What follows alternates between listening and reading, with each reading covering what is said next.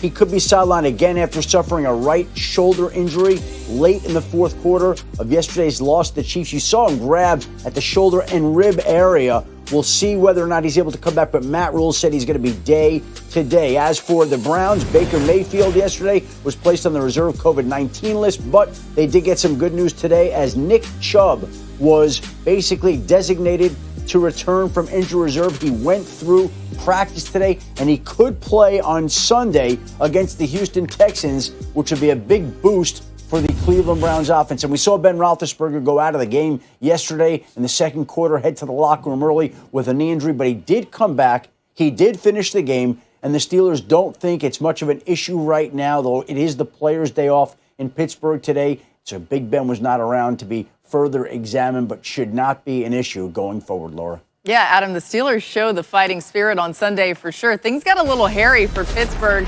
early on. I mean, they were walking away with the 24-19 victory. It kind of felt even closer than that. You just heard what Adam mentioned about Big Ben, a little banged up in this one, and most likely had plenty of thanks for Minkah Fitzpatrick and the Steelers defense escaping with a win over the Cowboys. And man, it's hard to be an 8-0 team. 27 teams in NFL history have reached this mark before, with over half of them making it to the Super Bowl. But winning the Super Bowl, a different story for those teams. Just ask the last 9 teams to start 8-0. They each failed to win it all, including the Patriots and 49ers from last season. So, hey, something to keep an eye on, at least from the numbers standpoint. Marcus, how is it that a game like that happens? Two teams that are so unevenly matched. How does it end up going that way for the Steelers?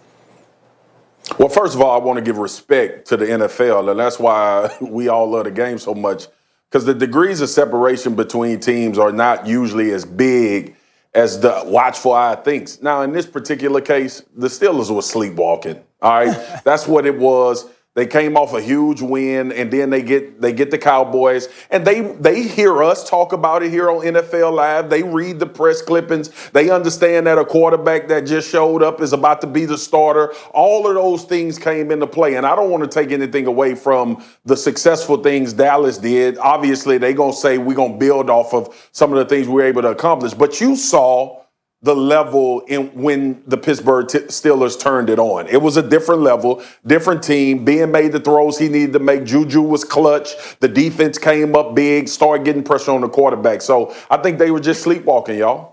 Yeah, really quickly to your point about the Cowboys, I do want to say this. Stephen Jones said on 105.3 The Fan that Andy Dalton will be the starting quarterback when he returns from the COVID-19 list. Mike McCarthy absolutely will be back as the head coach, by the way, in 2021. But, Dan, let's get back to the Steelers. Their inability to make plays downfield, do you think that's going to haunt them eventually? I don't like that question. I don't like that question. You guys know that gif where it's like the defend gif where that guy like rips out the sword where all the like soldiers are coming after him? That is me, Game you of know Thrones. it. That is, what is it? God. What is it? It's from Game of Thrones. All right, I don't Anyway, believe in Dan, dragons. yeah. Such a That dork. is me right now with the Steelers offense because I know Mina's coming for him too. I don't see this offense as like this team that can't push the football downfield. They take their shots. Sometimes they don't hit them. They actually they're third in the NFL when it comes to DPIs for us at their wide receiver spot. But I know this. They're clutch. Like, this is Claypool right here early in the game. That's a close miss. Maybe could easily be PI. Here's another shot to Claypool downfield. Could easily be PI. They take another shot downfield to Claypool. It actually is DPI. So, like, I don't see what everyone kind of says, like, this team can't or won't or isn't willing to push the football downfield. They do. They get a bunch of PIs. They're really, really good. And I know this. They're clutch, guys. Like, find me a team in the AFC. This is a fair question. Find me a team in the AFC outside of the one in Kansas City that's got people as clutch as they do in Pittsburgh with Big Ben and Juju. No one else can claim that right now. You're going to come at them, but I will defend that offense. I need the Game of Thrones gif where it's Cersei drinking wine, like a huge goblet of wine. I know Dan's not going to understand the reference. He's like, what? Dragons aren't real? Those deep balls, like your justification was that they were PI. They were 10 yards overthrown, dude. Like, they're PI. Yes. Look, the Steelers are good. The Steelers are good, man. Like, I'm not saying they're not a great football team. I think the Chiefs are a cut above, as you agree with me, Orlovsky, but they're firmly in that next year.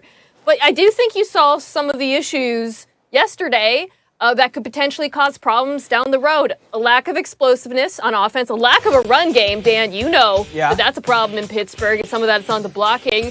And then on defense, we were screaming at each other via text. Oh my goodness, every time the Cowboys got a wide receiver and a linebacker, and I'm sure Steelers fans at home were triggered thinking about the playoff games in like 2018-17, watching that happen.